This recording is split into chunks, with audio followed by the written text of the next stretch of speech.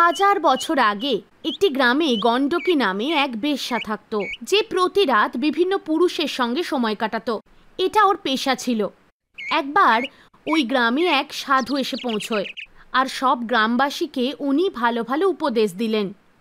গণ্ডকী যখন এই কথা শুনল, সেও সাধুকে দর্শন করতে চলে গেল আর ওনার কাছে অনুরোধ করল, মহারাজ, আপনি তো সাধু, সবার কল্যাণ করেন, আমার মতো বেশ্যারও কল্যাণ করে দিন।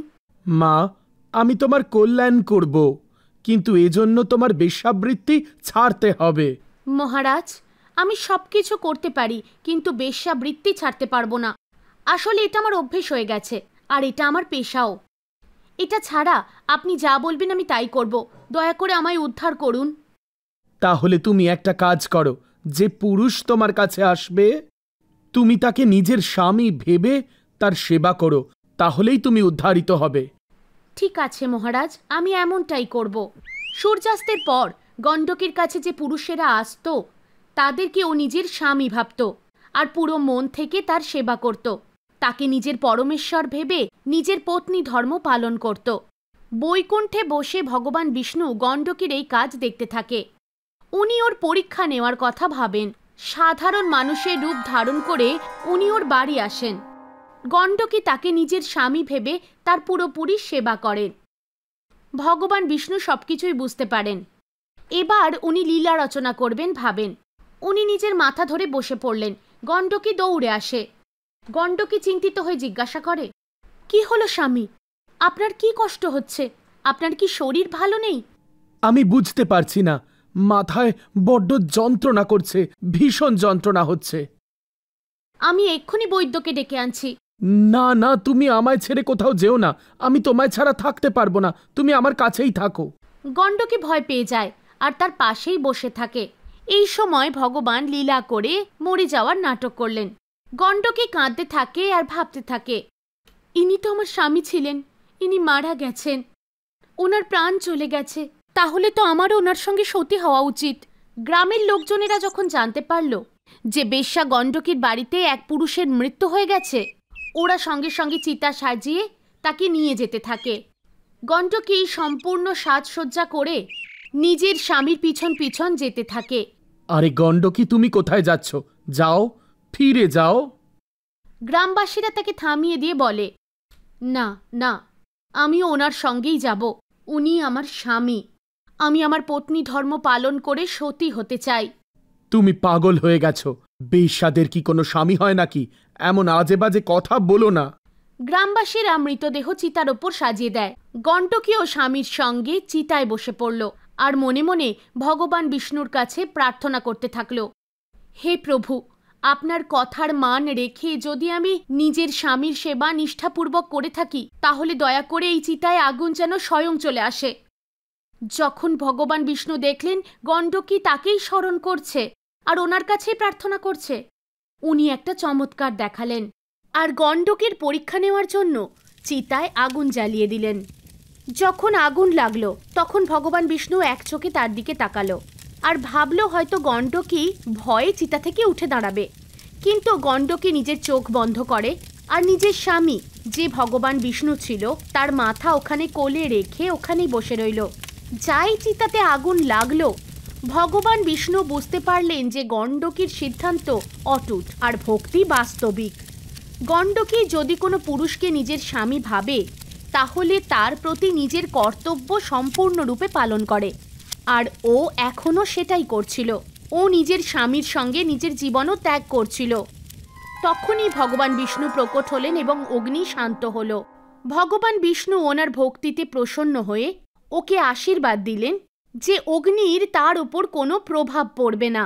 চোখ খোলো গণ্ডকী, তোমার ভক্তিতে আমি প্রসন্ন। আমি তোমার পরীক্ষা নিচ্ছিলাম আর তুমি তাতে সফল হয়েছ। বলো, তোমার কি চাই? প্রভু, আপনার দর্শনে আমার জীবন সফল হয়ে গেল।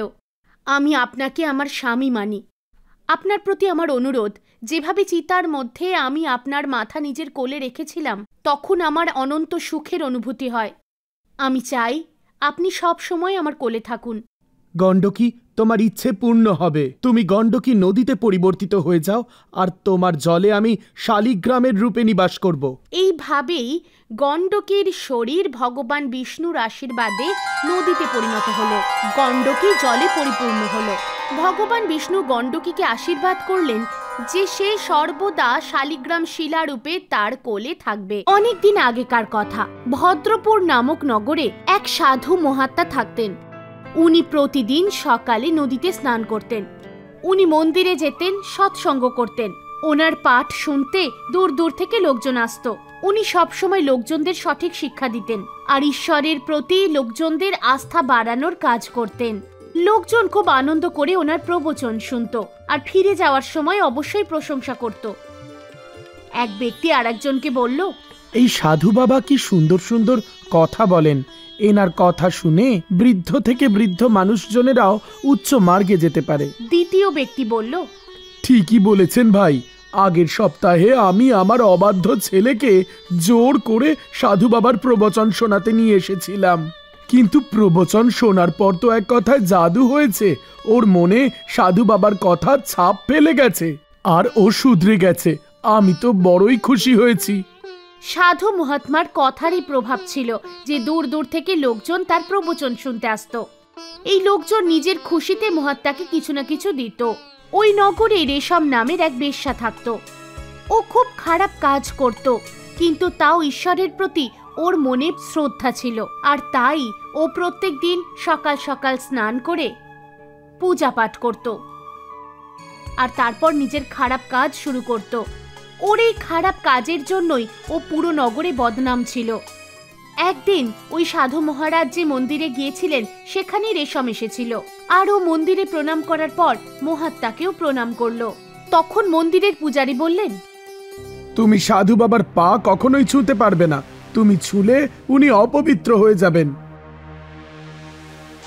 এমনটা কেন বলছেন পূজারী বাবা? আপনি জানেন না এই মহিলা বাজে ব্যবসা করেন। ইনি আসলে মহাপাপী।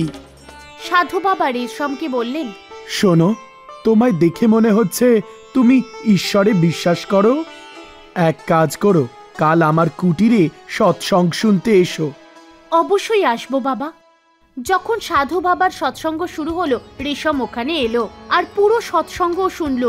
সৎসঙ্গ শেষ হলে সবাই ওখান থেকে চলে গেল, কিন্তু রেশম ওখানেই বসে রইল। সবাই চলে যাওয়ার পর রেশম সাধু বাবাকে প্রণাম করলো। তখন সাধু বাবা রেশমকে বলল, কন্যা, তুমি যে খারাপ কাজ করো তা ছেড়ে দাও, কারণ তুমি এই পাপ কর্মে লিপ্ত থাকলে মৃত্যুর পর তোমাকে নরক যন্ত্রণা ভোগ করতে হবে। কিন্তু বাবা, তারপর আমি করব কি? খাবো কি করে আমি? ঈশ্বরের উপর ভরসা রাখো মা, উনি কোনো না কোনো রাস্তা ঠিক দেখাবেন। সাধু বাবার কথা শুনে পরের দিন থেকেই রেশম ওই খারাপ কাজ ছেড়ে দিল, আর ওর কাছে যা জমা পয়সা ছিল তাই দিয়ে ও একটা ঠেলা কিনে ফেললো আর ফল বেচতে শুরু করলো। কিন্তু ওই নগরের লোকজন রেশমের কাছ থেকে ফল কিনতো না, কারণ ওরা এটাকে পাপ ভাবতো। সেই জন্য ও নগরের বাইরে অন্য জায়গায় গিয়ে খুব কম দামে ফল বিক্রি করত। আম নিয়ে যাও, আম নিয়ে যাও, মিষ্টি রসালো আম নিয়ে যাও। ওর মোটামুটি ভালোই বিক্রি হতো, আর যে ফল বেঁচে যেত ও গরিব বাচ্চাদের মধ্যে বিলিয়ে দিত। ও প্রত্যেকদিন ভগবানের মন্দিরে গিয়ে প্রণাম করত আর প্রবচন শুনত। এর ফলে ওর বুদ্ধি বেশ পবিত্র আর নির্মল হয়ে উঠল। ওর মনে গরিবদের জন্য আর যাদের প্রয়োজন তাদের জন্য সেবা ভাব উৎপন্ন হলো। এবার ও নিজের যা আমদানি হতো তার কিছু অংশ গরিবদের মধ্যে সাহায্য করত। ধীরে ধীরে ওর নগরের মধ্যেও ওর সম্মান বেড়ে উঠল। যে লোকজন ওকে দেখলেও পাপ ভাবত তারা ওর কাছ থেকে ফল কিনত। এক ব্যক্তি আরেকজনকে বলল, দেখো দেখো, এটা ওই বেশ্যা যে আগে পাপ কাজ করে বেড়াতো, কিন্তু এখন ও দরিদ্রদের সাহায্য করে। ভগবান প্রত্যেকের মন এত বড়ই তৈরি করুন। তখন দ্বিতীয়জন বলল, হ্যাঁ, ওর মন যে বড়ই পবিত্র, ও সর্বদাই ভালো কাজ করে। এবার তো সবাই রেশমের প্রশংসা করত। ধীরে ধীরে দিন কেটে গেল আর রেশম বুড়ি হয়ে গেল। একদিন এমনও এলো যেদিন ওর মৃত্যু হয়ে গেল। এমন সংযোগ যে সেদিন ওই সাধু বাবাও মারা গেলেন। দুজনের আত্মা একসাথে যমরাজের কাছে পৌঁছলো। তখন যমরাজ সাধু বাবা আর বেশ্যার পাপ পুণ্যের লেখাজোখা বার করলেন আর দূতেদের আদেশ দিলেন। যমরাজ দূতকে বললেন, এই মহিলাকে দুদিনের জন্য নরকে আর তারপর বাকি জীবনের জন্য স্বর্গে পাঠিয়ে দাও, আর এই সাধুকে সর্বদাই নরকে পাঠিয়ে দাও। মহাত্মা জিজ্ঞাসা করলেন, হে ধর্মরাজ, আপনার দরবারে এ কি অন্যায় হচ্ছে?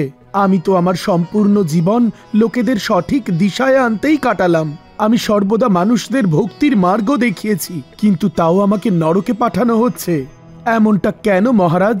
এই মহিলা তো সারা জীবন পাপকর্ম করেছেন, কিন্তু তাও ওনাকে স্বর্গে পাঠাচ্ছেন আপনি। যমরাজ বললেন, ঈশ্বর কারোর সাথেই কখনো অন্যায় করেন না। প্রত্যেকটি প্রাণী স্বর্গ এবং নরক তার কর্মফলের ভিত্তিতেই ভোগ করে। এ কথা সত্যি যে তুমি তোমার সম্পূর্ণ জীবনে লোকেদের সঠিক মার্গ দেখিয়েছ আর ভক্তির উপদেশও দিয়েছ, কিন্তু তুমি নিজের জীবনে কখনোই সে পথ অবলম্বন করনি। না তুমি কাউকে কখনো সাহায্য করেছ, না তুমি কাউকে দান করেছ, না তুমি কখনো কারোকে সেবা করেছ, না স্বচ্ছ মনে ঈশ্বরের আরাধনা করেছ। ধর্মের আড়ালে তুমি আসলে নিজের সুখ সমৃদ্ধি বৃদ্ধি করেছ। তোমার মনে কখনোই ঈশ্বরের প্রতি সঠিক শ্রদ্ধা ছিলই না। অথচ এই মহিলা নিজের অজান্তেই জীবনের বেশ কিছু ভাগ পাপ কর্ম করেছে, কিন্তু ওর জ্ঞান হতেই ও ওর চিন্তা বদলে ফেলেছে।